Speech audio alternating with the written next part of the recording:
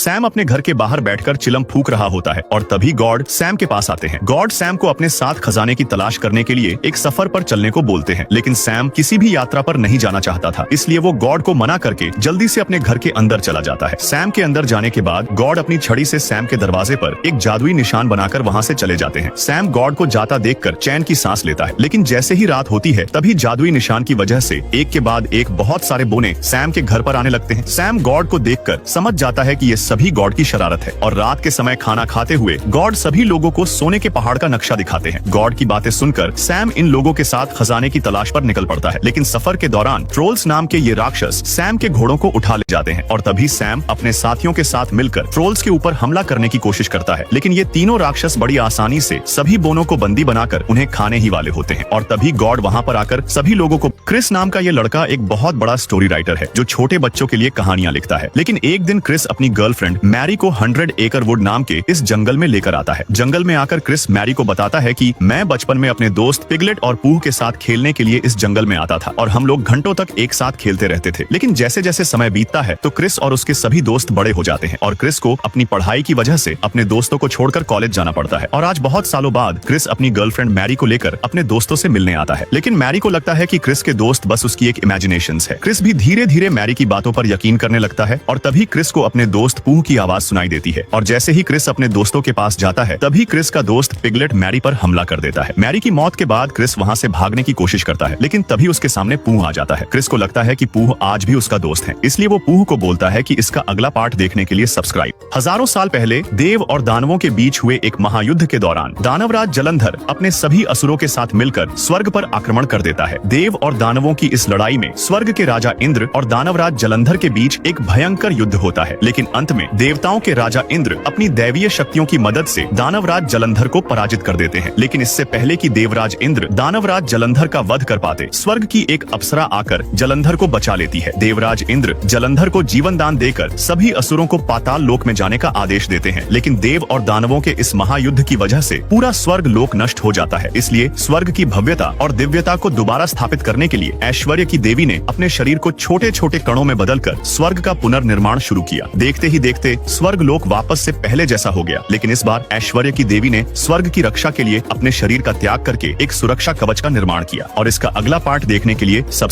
हजारों साल पहले डेल नाम के इस शहर से थोड़ा ऊपर मध्य धरती का सबसे बड़ा साम्राज्य मौजूद था। थॉर जो सभी बोनों का राजा है, उसने अपने सभी लोगों के साथ मिलकर प्लूटो नाम के इस साम्राज्य का निर्माण किया था। पर्वत के अंदर बने इस शहर की सुंदरता अतुलनीय है, क्योंकि पहाड़ के अंदर से बोनों को बेशकीमती हीरे और मोती मिलते हैं और इसके अलावा पूरा पहाड़ सोने की परतों से ढका हुआ है। लेकिन एक दिन इस बोने को पहाड़ के नीचे खुदाई करते हुए एक जादुई पत्थर मिलता है। थोर इस पत्थर को पहाड़ का दिल समझकर अपने सिंहासन में लगा लेता है, लेकिन थॉर के राज्य की समृद्धि को देखकर बाकी सभी राजा उससे जलने लग जाते हैं और धीरे धीरे थॉर के अंदर भी सोने का लालच बढ़ने लगता है। और इससे पहले कि थॉर अपने लालच में पूरा अंधा हो जाता, तभी एक ड्रैगन थॉर के राज्य पर हमला कर देता है। थॉर ड्रैगन से जादुई पत्थर को बचाने की कोशिश करता है, लेकिन ड्रैगन महल के दरवाजों को तोड़कर अंदर घुस जाता है। ड्रैगन थॉर के सभी सिपाहियों को मारकर उसके खजाने पर कब्जा कर लेता है और देखते ही देखते धरती के सबसे महान साम्राज्य के बोने अपने घरों से